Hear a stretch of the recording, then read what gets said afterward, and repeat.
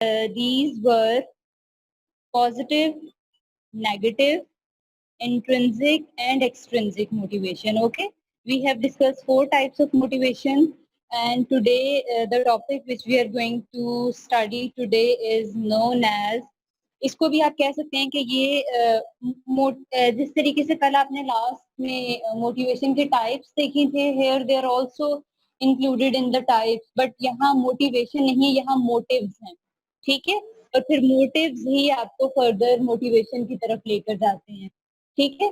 Motives ही आपको आपकी motivation की तरफ लेकर जाते हैं। So finally we shall start it. The first one, according to psychologists, they have divided motives into 3 major types.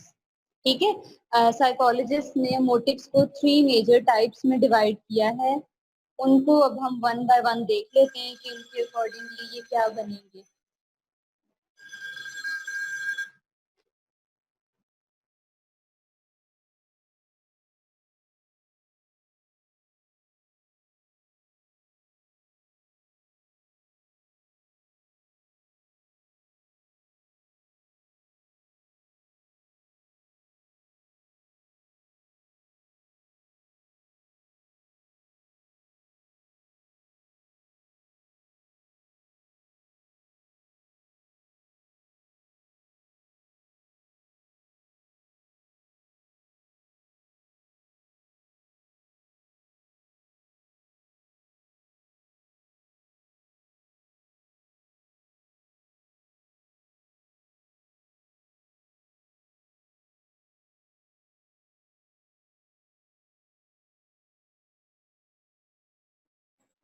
We were talking about the main kinds of motives. ठीक है, हमने कहा कि मोटिव्स की कुछ मेजर कुछ 3 कैटेगरीज हैं which were divided according to psychologists. So the first one category is known as primary motives और बायोलॉजिकल मोटिव्स। ठीक है, मतलब इन मोटिव्स के 2 से 3 नाम है और आपने ये दोनों तीनों नामों से चीजें याद रखनी है। ठीक है, इस चीज को बहुत फोकस में रखा करें कि जो चीजें आपके पास डिफरेंट नेम्स के साथ आती हैं तो उनके आपको सेकंड नेम्स भी आने चाहिए, क्योंकि सम टाइम पेपर में कुछ ऐसे क्वेश्चंस आ जाते हैं जिनकी वजह से फिर हमें उस टाइम लग रहा होता है कि ये तो शायद बहुत कोई डिफरेंट चीज हमारे पास आ गई है, हमने तो पहले कभी पढ़ी ही नहीं है या देखी नहीं है। ठीक है, so the first one motive is known as primary motives, biological motives, or the third name is also known as physiological motives. ठीक है, मतलब आपकी बॉडी से रिलेटेड है। होम्योस्टेसिस आपने पढ़ा होगा बायोलॉजी में, होम्योस्टेसिस। ठीक है, उसमें आपको पता है कि आपकी जो बॉडी का बैलेंस होता है उसको होम्योस्टेसिस कहते हैं, द स्टेट ऑफ इक्विलिब्रियम को। ठीक है, तो यहाँ भी primary motives, biological motives and physiological motives, they are considered as one category.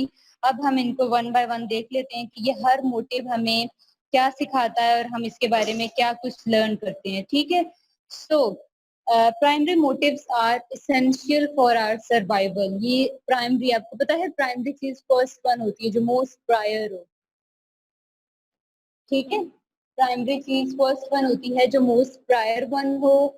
और इसमें हमने क्या डिस्कस किया है कि इसमें एक तो ये आपके सर्वाइवल के लिए एसेंशियल है, सेकेंडली ये सेटिस्फाइड होनी चाहिए फौरन से। ठीक है, मतलब इनको आपको सेटिस्फाइड करना पड़ता है, otherwise it will cause great trouble for you. ठीक है, प्राइमरी मोटिव्स असल में they come into contact when the physiological balance of our body is upset. अब देखिए, एक हमारा फिजियोलॉजिकल बॉडी का बैलेंस हंगर से रिलेटेड है। फॉर एग्जांपल, अगर हमने कुछ नहीं खाया हुआ, our stomach is empty, then an imbalance create in our body. ठीक है, और उस दौरान हमें हंगर फील होगी। ठीक है, और उस दौरान हमारा क्या मूड होगा कि हमने खाना खाना है, मील टाइम है, कुछ ना कुछ जरूर खाना है, अदरवाइज फिर आपको पता है बीपी लो, डिजीनेस और कुछ इस तरीके के जो भी इनके आफ्टर इफेक्ट्स हैं जब हमने कुछ ना खाया हो, चक्कर आना, सर दुखना, एटसेट्रा एटसेट्रा। ठीक है, तो इसमें क्या होता है कि primary motives came into contact with your body when the physiological balance of your body is upset, and that और जिस बैलेंस की हम बात कर रहे हैं उस बैलेंस को हम होम्योस्टेसिस कहते हैं। जब ये होम्योस्टेसिस वाला ये बैलेंस कहीं से डिसरप्ट होता है इम्बैलेंस्ड होता है तो उसके रिजल्ट में हमारे प्राइमरी मोटिव्स अकर होते हैं, ठीक है। सो इसकी एग्जांपल्स को अगर आप नोट डाउन करें, the examples are hunger, thirst, sleep, need for oxygen, sexual urge, ठीक है। ये सारी चीजें आपकी इसमें फॉल करती हैं प्राइमरी मोटिव्स में। अब इसी से आगे हम मजीद बात करते हैं कि प्राइमरी मोटिव्स में इन ये जो इनके हमने टाइप्स पढ़ी है ना एग्जांपल्स के तौर पे, अब इनको हम वन बाय वन चेकआउट कर लेते हैं कि ओवरऑल इनका होता क्या है, ठीक है। तो हमने पहले बात कर दी कि साइकोलॉजिस्ट ने आपके मोटिव्स को थ्री कैटेगरीज में डिवाइड किया है: biological motives, social motives, and personal motives. So we are discussing biological motives, which is related to your body, which is related to your life. ठीक है? So here we are talking that जो हमने हेमियोस्टेसिस की बात कर ली, जो आपका physiological process है, इसमें आगे फर्दर क्या होता है, ये जो हमारी लाइफ में ये बैलेंस बहुत नेसेसरी है। इसमें इवन इसकी एग्जांपल में टेम्परेचर भी आता है स्टूडेंट्स, इसकी एग्जांपल में टेम्परेचर भी आता है: hunger, thirst, sleep, need for oxygen, air. Temperature आपको पता है आपकी बॉडी का जो नॉर्मल टेम्परेचर है, अगर वो कहीं ऊपर हो जाए तो आपको पता है that is included in the category of like temperature के आप फीवर की कैटेगरी में आते हैं, ठीक है। इसके अलावा फिर सेकंड पे आपके पास आता है सेकंड पे फीवर के साथ, मतलब हम बात कर रहे हैं ना कि आपका जब बॉडी का लेवल अप एंड डाउन और समथिंग कुछ इस तरीके का होता है, तो उसमें आपके पास आपकी कैटेगरी फीवर में आती है। And you know that your normal temperature, your normal body temperature is 37 degree Celsius, ठीक है। जो आपका नॉर्मल बॉडी टेम्परेचर है स्टूडेंट, वो 37 डिग्री सेल्सियस है।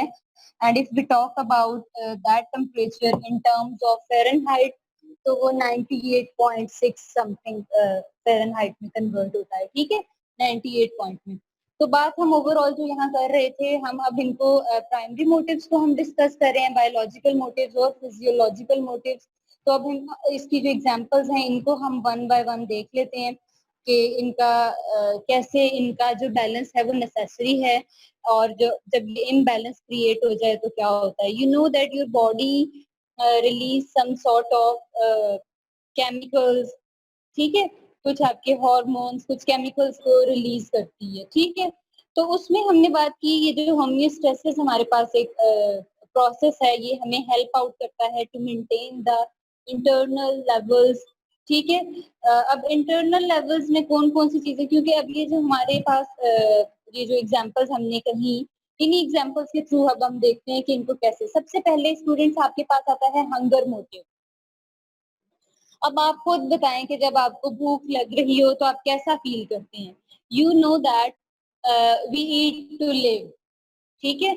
कुछ लोगों का ये भी मोड होता है वी लिव टू ईट, है ना, मतलब हम जिंदा रहने के लिए खा रहे हैं, ठीक है। बट कुछ जो लोग होते हैं ना लाइक खाने पीने के शौकीन, फूडी, थोड़े पेटू टाइप, ठीक है, they are having a motive that they live for food.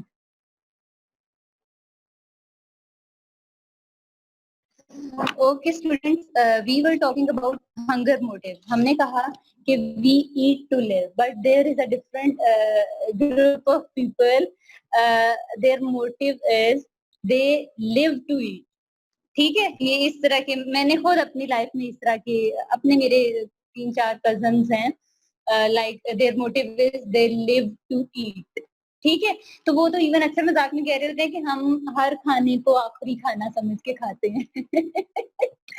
ठीक है, अब इस स्टेटमेंट से आप अंदाजा लगा लें how much they are like foodie, food lover, वो कितने ज्यादा हैं कि वो उनको यही है कि हमें बस हर चीज खानी है, हर चीज and more necessary as you people know that water is life, ठीक है, water is life। तो इसमें क्या होता है कि इसमें भी again your body tissue need some sort of liquid for proper and normal functioning.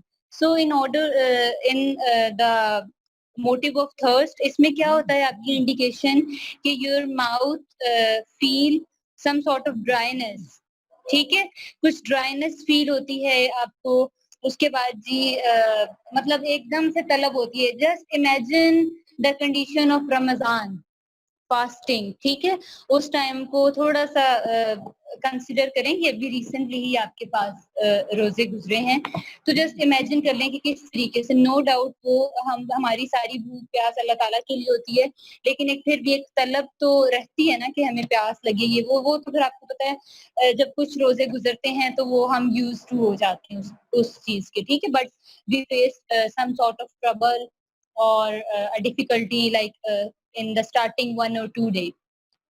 ठीक है, so the thirst hunger should also be like fulfilled according to the need, और इसमें भी हमें we have to need sufficient quantity of water to saturate our thirst, ठीक है। और अगर आप डॉक्टर्स के accordingly, medically point of view के अकॉर्डिंगली देखें, so you have to drink, a normal person is going to drink like about 8 to 12 glasses of water per day, ऐसा ही है ना, समर्स के लिए बाकायदा 8 to 12 ग्लासेस आपके पर डे होने चाहिए, ठीक है।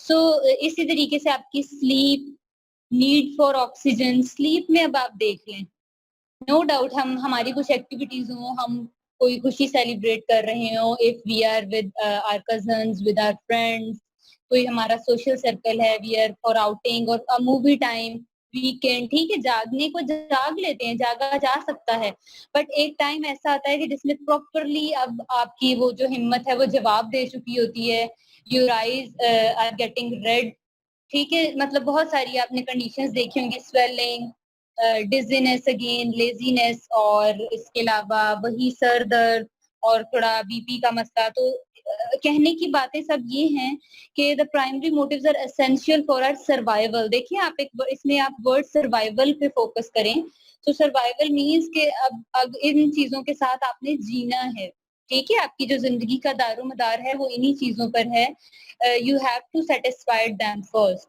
सो हमें ये need for oxygen, sleep and other things, ठीक है, हमने इनको फुलफिल करना है। ऑक्सीजन की ही आप सबसे बड़ी एग्जांपल देख लें, आप सिटी लाइफ और विलेज लाइफ में जरा कंपैरिजन करके देखें, just of the air, of the atmosphere, आपको ह्यूज डिफरेंस नजर आएगा। In the village life you feel some sort of like fresh air, cool breeze, ठीक है, आपको एक ठंडक, एक अंदर ही आपको स्पिरिचुअली ही आपको थोड़ी सी रिलैक्सेशन होगी, ठीक है। But in city life, specially ऐसी सिटीज जहाँ lot of traffic is there, hustle and bustle is there, noise pollution, traffic, whatsoever, इस तरह की चीजें, तो वहां आप देख लें फिर हवा में भी प्रॉपरली आपको फील हो रहा होता है।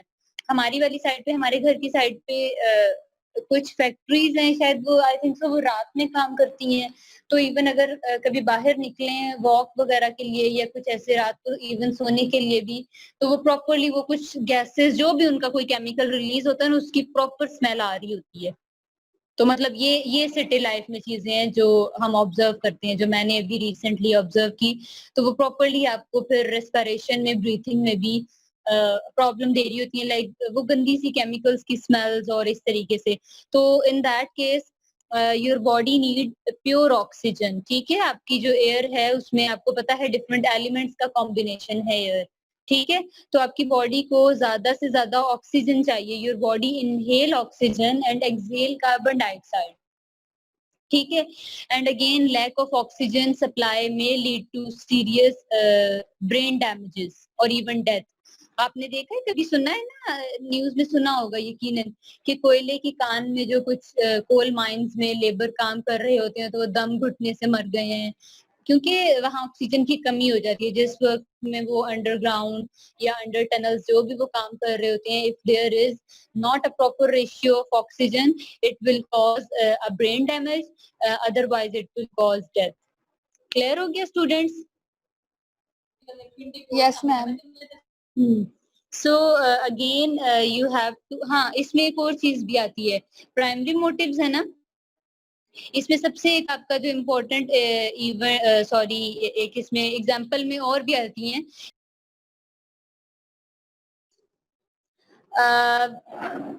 secondary motives, their second name is social motives and learned motives, ठीक है।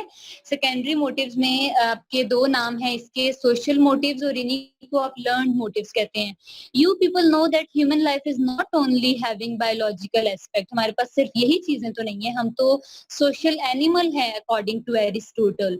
So we are living in a social atmosphere, एक सोशल सेटिंग में हम रह रहे हैं, हमारे इंटरेक्शंस हैं दूसरों के साथ, हमारी कॉम्पिटिशन्स भी हैं इवन दूसरों के साथ, ठीक है, हमारे कॉपरेशंस भी हैं दूसरों के साथ। तो सेकेंडरी मोटिव्स हमारी लाइफ में आते हैं after primary motives. Primary motives are the prior one, secondary are at the second level, and they are also known as social motives and learned motives. Here the examples are achievement motives, affiliation motives, aggression motives, power motives and curiosity motives.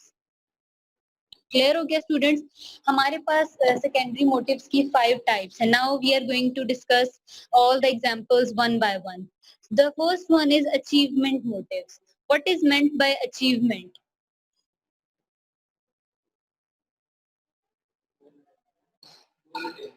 Attaining something. जी girls,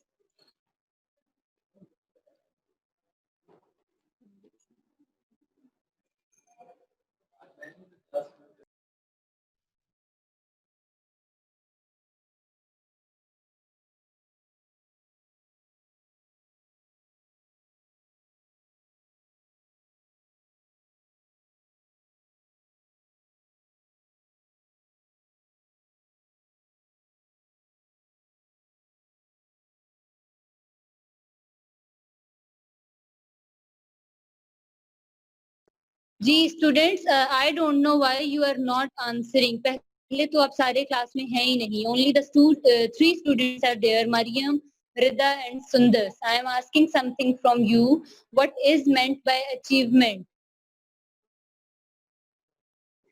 ma'am कुछ मतलब हासिल करना, कुछ achieve करना। हाँ जी, attain कर लेना, कुछ हासिल करना, ठीक है। और रिदा अनवर?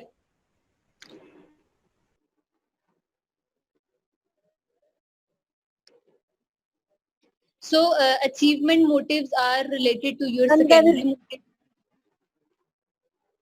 जी Ma'am, the result of our working is achievement. the result of our working is known as achievement, ठीक है, you can say that. जी, तो achievement motives students होते हैं like it is a drive towards some standards of excellence, ठीक है, ये आपकी drive है towards some standards of excellence के आपने अगर अपनी लाइफ में कुछ अचीव करना है, आपने कुछ अपने स्टैंडर्ड्स, कुछ पैरामीटर्स फिट किए होते हैं, ठीक है। You know that people are having high level of achievement motives, ठीक है। लोगों के जो आपको बहुत मोटिवेशनल लोग मिलेंगे, अगर आप उनकी लाइफ स्टोरी या सक्सेस स्टोरी सुने तो आप उनकी पूरे उस स्टोरी सुनने के बाद आपको पता चलेगा these kind of people set their aims from the very first time, from early period, ठीक है, अर्ली टाइम पीरियड में वो सेट कर लेते हैं। अब उनका हमारी तरह नहीं होता कि हमने मतलब लाइक टू बी और नॉट टू बी वाली सिचुएशन कि क्या हम कर पाएंगे या नहीं, मुश्किल है, कोई हमारे साथ भी होगा कि नहीं, ऑल दैट क्वेश्चंस जो अराइज करते हैं हर इंसान के माइंड में। They only set their goals, they only set their motive in front of them and they try to move on। अब उसको वो गेन करने के लिए चलना शुरू कर देते हैं, जहां अपने अपना उन्होंने वो गोल रखा होता है, एक टाइम आता है कि वो चलते चलते चलते उसके करीब पहुंच चुके होते हैं and that is known as their achievement, ठीक है। So in our life you know that we are having low achievers as well as high achievers. The high achievers gain success, victory, while the low achievers tend to get failure, ठीक है, क्योंकि वो डर जाते हैं, रुक जाते हैं, उनमें फियर आ जाता है, वो फेल के डर से रुक जाते हैं। बट आपको, हमें सबको इस चीज की रियलाइजेशन होनी चाहिए, the word fail itself is known as first attempt in learning, ठीक है। Fail, FAIL, first attempt in learning, ठीक है। तो हम क्यों एक वर्ड फेल को देख के डरें या रुक जाएं और अपनी सारी जिंदगी एक ही जगह पर हार दें, रोक दें। हमें तो इस चीज का अंदाजा होना चाहिए कि फेलियर जब एक इंसान को, आपने सुना नहीं, गिरते हैं शहसवार मैदानों में, ठीक है।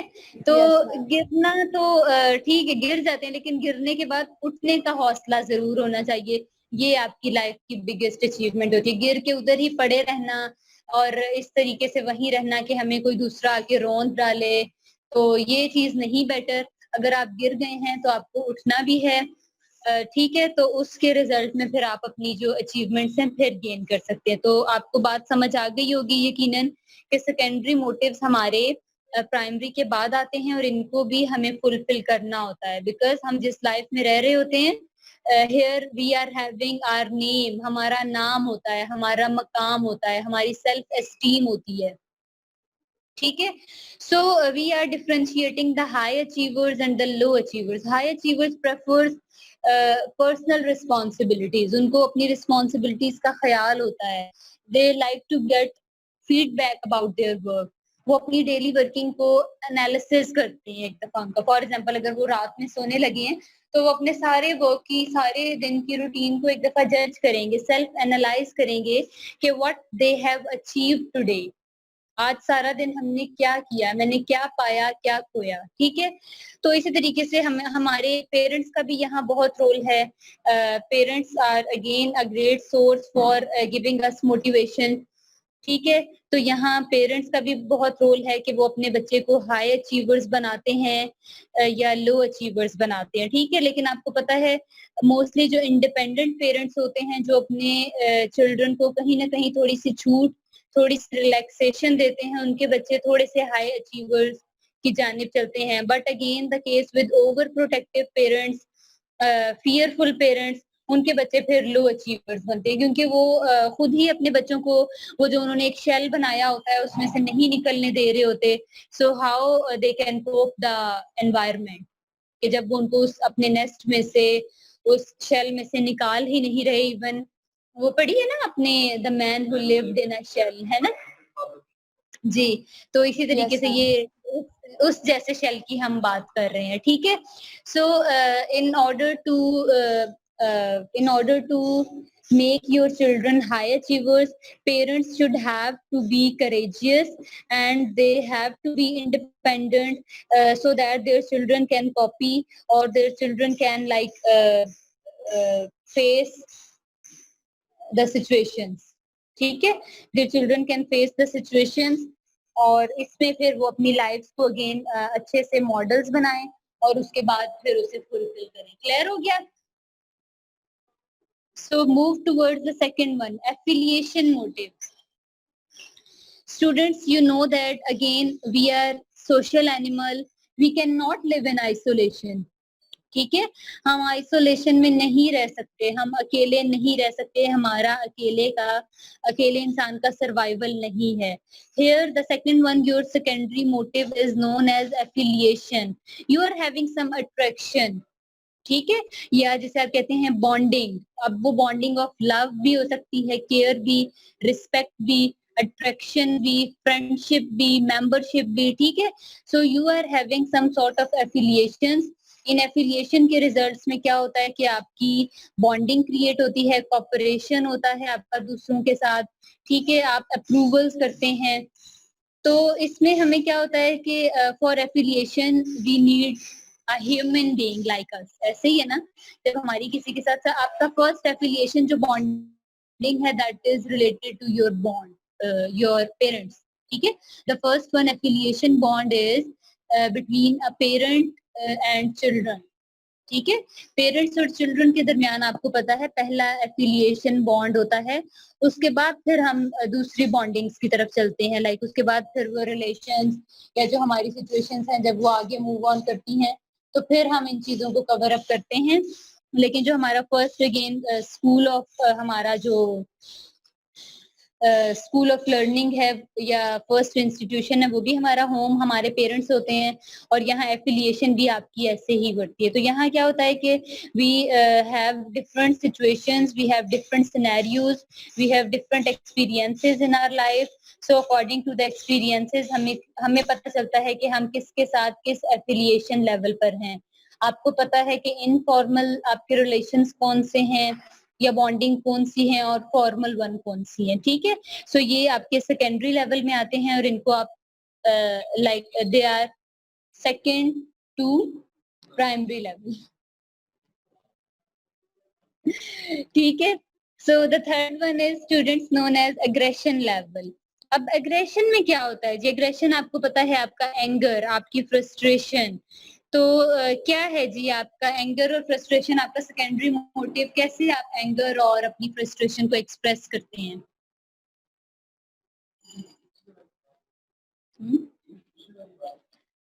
सो यहाँ एग्रेशन मोटिव स्टूडेंट्स आपका फॉल करता है सोशल और लर्न मोटिव्स में. Learn motives in that case हमारे